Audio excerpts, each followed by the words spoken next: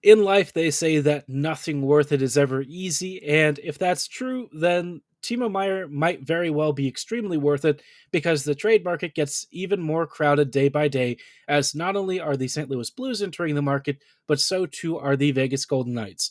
How are the Jets going to pull this off? And can they win Timo Meyer's love and adoration? We'll dive into this on tonight's episode of Locked On Winnipeg Jets. You're Locked On the Hockey Jets, your daily podcast on the Winnipeg Jets. Part of the Locked On Podcast Network, your team every day.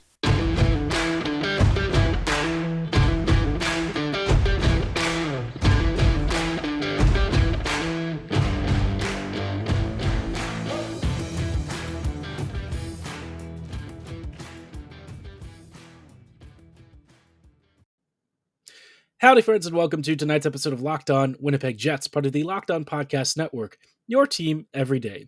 I'm your host, Harrison Lee, an avid Winnipeg Jets fan and an online blogger. You can follow me on Twitter at HLLivingLoco and at LO_Winnipeg Jets.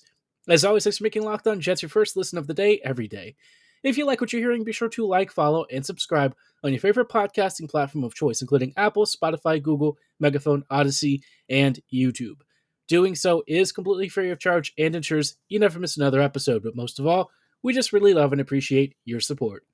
Today's episode is brought to you by FanDuel Sportsbook, official sportsbook of Locked On. Make every moment more and visit FanDuel.com/LockedOn right now to get started. Now, like I said at the top of the episode, the Timo Meyer chase has been pretty much all that any of us have talked about in Winnipeg. Let's be real. We're all pretty much just holding and sort of waiting with bated breath the trade announcement that sends, the biggest trade market asset to some team, whether it's the Jets, Carolina, or New Jersey.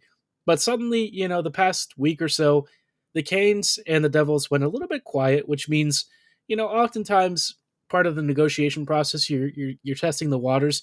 You're seeing what other offers you can field, and the Sharks don't exactly seem like they're trying to rush this, right? As much as they would love to get Timo Meyer onto a new team before he suddenly goes down with a serious injury, like he has recently, where he did have a lingering issue that was day-to-day, they're still going to be patient. I think that they're still doing a good job of evaluating their options because they have some really big offers and really big contenders who are looking for a massive, game-changing ad. And recently, the media seems to have picked up on the Winnipeg Jets as being one of the most interesting candidates because while the Jets are probably further back of a team like New Jersey or Carolina due to the assets and everything, it does seem like, at least from a very on-paper perspective, the Jets are one of the best teams situated to not only acquire Meyer, but also sign him long-term. Now, we know that contextually that's, not quite as clear-cut as we'd like it to be. Resigning free agents in Winnipeg can be a little bit of a challenge. I think a team really needs to be very successful in order for hockey players and pro athletes to potentially overlook some of the challenges that might come from living in a city that's a little bit less metropolitan, a little bit less of the big market sort of place. For me, Winnipeg is a very wonderful city. It's not that dissimilar from Baltimore, obviously on the smaller side, but you live there long enough. For a lot of folks, it's home. And it has a really thriving, underground cultural scene with great music, a lot of great cultural fairs and everything. So maybe not the most exciting for a young hockey player, but for those who are longtime residents, they will always tell you how much Winnipeg is a really great place to live. And I think Meyer would probably find the same thing if he actually spent time there. But for a young pro athlete, you do have some natural inclinations towards cities like, say, New York or some of the places that are nearby New York City, maybe even Boston. And then suddenly you have a couple of new entrants into the scene, and these entrants actually have not only really big living destinations, but potentially some cap space to work with. The first, I think, is the least likely of these candidates. It's the Vegas Golden Knights. I think Vegas, for me, would have to do a lot of salary cap circumvention and stuff to try and get around this whole situation. And I don't really know if LTIRing, Mark Stone for the rest of the year is going to be enough to fully pull this off and then, eventually find some sort of a long-term extension. If Vegas were to trade for Meyer, it would be a purely short-term thing. And honestly, I don't even know if it's really worth it for the Knights to go that route because, with where Vegas is, unless they can move a major contract off the books, it just feels like maybe not the easiest gamble to stomach unless they trade him once his RFA rights are basically at the end and they can still recoup some assets. So options there, it would be probably a very nice, very expensive rental. I still think for Vegas, they have too many challenges to negotiate. And I just don't know if Meier necessarily fixes everything that's wrong with that team. There are some things that are very clearly a problem for Vegas this year. Still a very strong team, still a very big force in the West, but obviously not as good as they used to be. And Meyer would definitely help. But the Blues are the bigger problem for the Jets because St. Louis has moved a number of big contracts off the books. Colton Parayko might also be on the move. And if Parayko goes off with his 8-year or whatever deal he's got, suddenly St. Louis has a lot more room long term to start game planning for a Meyer extension. And as much as I hate to say it, St. Louis is probably a more attractive destination for a young free agent looking to settle down long term. The Blues also have had, pretty darn good success with top end goal scorers like Tarasenko. They had TJ Oshie for a bit. Barbashev is doing pretty well this year. Of course, they've got guys like Chychrun and Robert Thomas. So a very successful young team that is rapidly turning over. And not only are they turning the roster over, they're also acquiring really big assets. And those assets, for futures, could be turned into a very rapid turnaround rebuild, right? You might suddenly be able to walk into a Chychrun and a Timo Meyer in the span of the same window. So for the Jets, this is a really big problem because the Blues have a lot of assets to throw at this. And, they might also be able to convince Timo that staying in St. Louis long term is a better option than going elsewhere.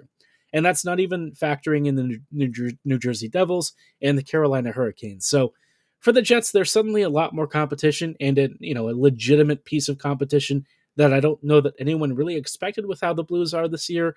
But, for what it's worth, I guess Carolina and New Jersey still remain the front runners. But the biggest question for you is, how is this going to impact the Jets, and how do they navigate the next few weeks as we rapidly close in on the trade deadline? We'll dive into all of the implications of this and how the Jets should prepare for their game today against the New York Islanders, all coming right up in just a moment. Before we go any further, though, I wanted to shout out our friends and partners at FanDuel. The midway point of the NBA season is here, and now is the perfect time to download FanDuel, America's #1 sportsbook.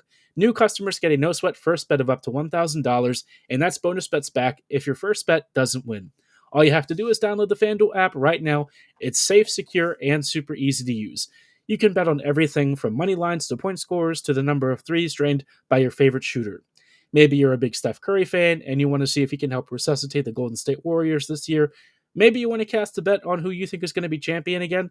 Perhaps it's the Celtics, maybe another team that you feel is an underdog, or maybe you're feeling like you're looking far ahead and you want to maybe predict where LeBron James is going to finish his career as either a player or in his total points accumulated.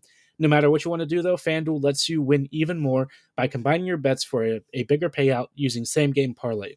Don't miss the chance to get your no-sweat first bet of up to $1,000 in bonus bets when you go to FanDuel.com/lockedon. That's FanDuel.com/lockedon to learn more. Make every moment more with FanDuel, an official sports betting partner of the NBA.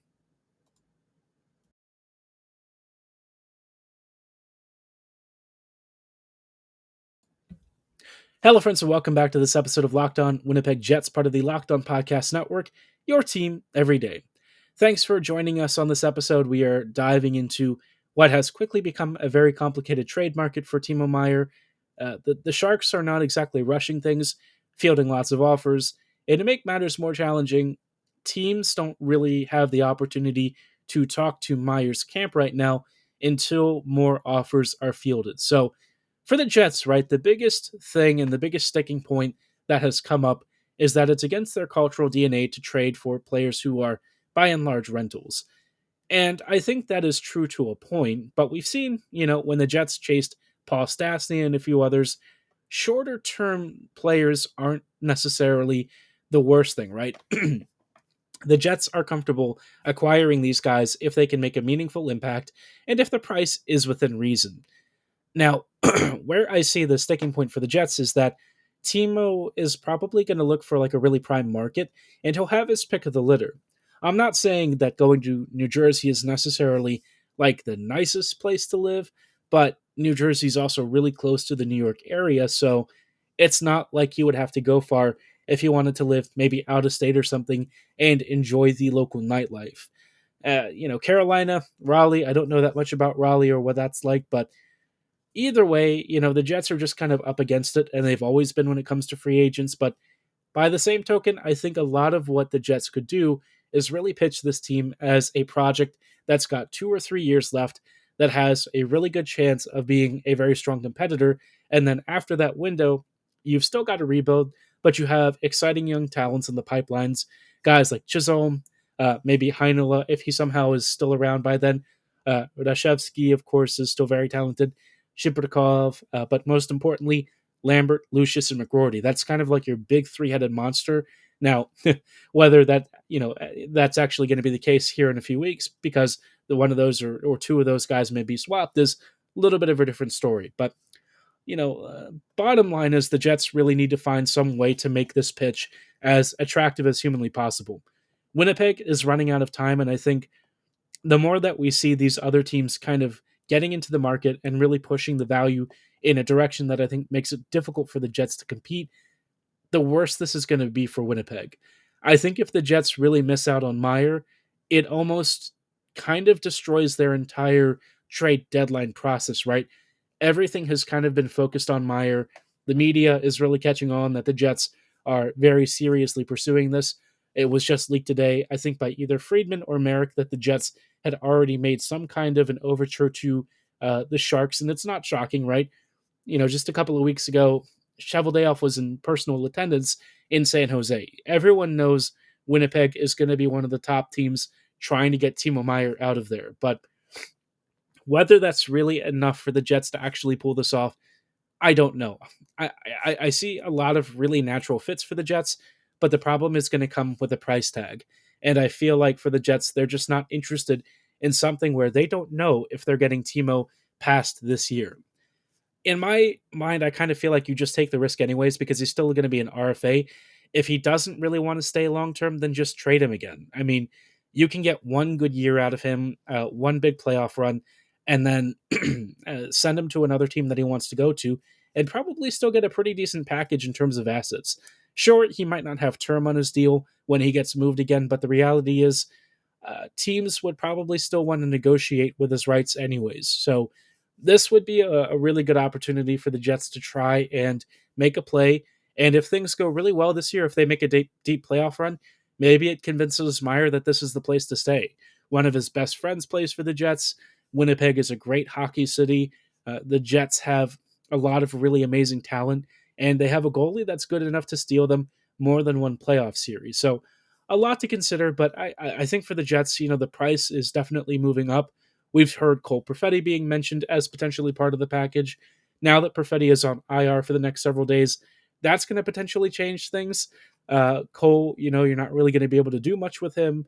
I don't know how long his injury is going to be for. The Jets are being very cagey about that, but suffice it to say, it doesn't sound great. So, Winnipeg, you're going to have to really step up and show us what you're made of.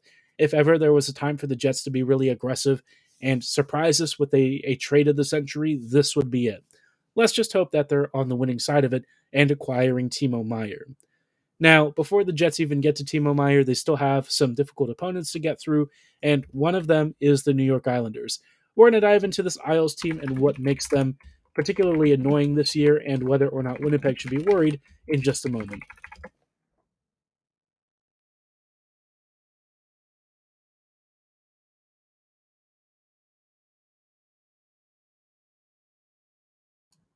Hello, friends, and welcome back to these closing thoughts on tonight's episode of Locked On Winnipeg Jets. We are just wrapping up really quickly with some final thoughts before Winnipeg takes on the Islanders this evening. Obviously, the Jets are still chasing Timo Meyer, and that remains the biggest story, but the season's still going on, and the Jets definitely need to collect as many points as humanly possible. A lot of the teams behind them in the Central have been gaining ground, so not ideal, but, certainly livable. Now, for the Islanders, obviously, This team has had a little bit of upheaval recently, very up and down performance. Generally not a great team this year, but the goaltending has kind of been spectacular, and they still have a couple of really dangerous performers. Now, Matt Barzal is not going to be one of them since he's injured indefinitely. Who knows how long that's going to be, which now means that a lot of pressure is going to fall onto guys like Brock Nelson, Anders Lee, Bo Horvat, and of course, Jean-Gabriel Pageau. This team, when you look at their scoring, most players are kind of like in the half a point per game range in their top nine. Pajot has like 29 points in 56 games. Parise, still clicking along, but like 24 points in 60 games. Dobson is like the fourth highest scorer on this team, and he's got 35 points. So scoring for the Isles has kind of come at a premium this year. They don't have anyone at a point or above per game, which is a little bit rough. Nelson is their leading scorer by a decent enough margin to where you're looking at the rest of the roster and you're like, yeah, this is pretty substandard. Now, the real storyline for the Islanders has been Ilya Sorokin, who is one of the Vezina frontrunners. I know that Linus Ullmark, when you look at the number of goals saved above expectation and everything, he certainly has the edge. But I also look at just how good the Bruins are, and I feel like with that context, Sorokin has had to do a lot more with a lot less. And Sorokin is still putting up massive numbers. He's rocking like a 924 save percentage, 5 shutouts on the year, and has like 19 wins or something, which is pretty crazy for a team that's not particularly great. This Isles team has really struggled to put together a string of great results. Now, Horvat might be able to help a lot. I think Bo is going to be at least something of a spark plug. He's already at 6 points in 8 games, which shows that his form from the Canucks hasn't really slowed down. But despite all that, right, Horvat is both a very good player and also doesn't really solve any of what is critically wrong with New York. It's a little bit like a more dire version of what the Jets are facing, an aging roster without a lot of offensive depth the further down you go. But unlike the Jets, the Islanders are a lot older in a lot, kind of the wrong areas. The top 6 doesn't have as much finishing talent, and so for New York, this is kind of like hockey purgatory, and it's really imperative for them to try and make the most of what they can out of this whole situation. Barzal going down kind of screws the rest of their season, in my personal opinion, but this is a team that's going to be playing desperate hockey. They're going to be scrapping for it against the Jets, especially now that they have possession of a playoff spot. For as not great as the Islanders may be, they're still decent enough to get into the wild cards, which is currently where they're sitting right now. And it's a very tight margin, right? The Panthers, the Penguins, the Red Wings, the Caps somehow, the Sabres, all these teams are chasing those last 2 wild card spots. And with the Islanders only having a 1-point margin in first place for the first wild card, you can tell that this is going to be a really tight race to the finish. There's not really a way for New York to get past the Rangers or the Devils, certainly not with as many games as they've played over their opponents. But for at least the first wild card, going to be a tough one. And I think this team is going to push the Jets to the limit. New York has traditionally been a very trap-heavy team, one that plays plodding defensive hockey at times and knows how to shut down opponents when they've got a lead. So Winnipeg really has to be on its best behavior. Don't give away cheap pucks. Don't take too many penalties like they've been doing recently, and make sure that Hellebuck maybe doesn't have to work as hard this time. I hope that Sandberg becomes unbenched because I think Sandberg would be a very helpful player for this kind of game. Defensively sound, a little bit more mobile, and I think he'll do a really good job of also helping on the PK. So a lot for the Jets to digest. As long as Winnipeg stays off of the PK, I think this should be a game in which the Jets have a pretty good odd of winning, but they're going to have to play a lot better than they did against the Rangers because that performance was pretty shambolic. But I'm going to say this performance 3-1 Jets. Drop your score predictions in the comments below or at my social medias at HLivingLoco and at LO_Winnipeg Jets. For tonight's episode, though, that is going to be all the time that we have. I thank you so much for making Locked On Jets your first listen of the day every day. Be sure to like, follow, and subscribe on your favorite podcasting platform of choice. But for tonight, that's all the time that we have. Thanks so much for listening. Have a great night, and go Jets go.